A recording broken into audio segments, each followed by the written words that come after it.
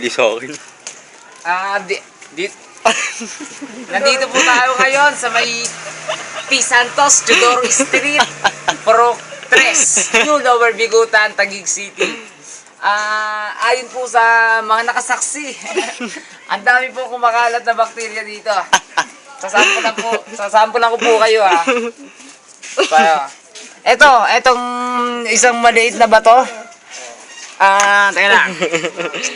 Ayon sa DOH, featuring Red Cross,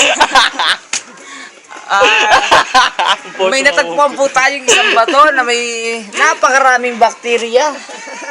At ang bakteryan to ay nakakadulot ng masamang epekto sa ating katawan. Anong epekto po? Mga epekto pong ito ay... hindi ganyan. Maaari kang magkasakit. Maaari kang ma-hypnotize. Marahil dito nakakamatay pero ba't di natin subukan? Ito pong baton to ay...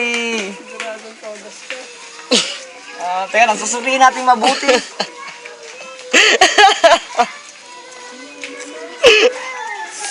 Sadyang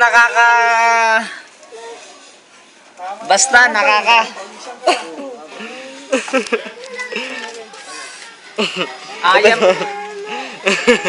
Yan po ang ulat ni Jason C. Rojas. Nakatuto kami. Tragic 24 oras. Salamat po.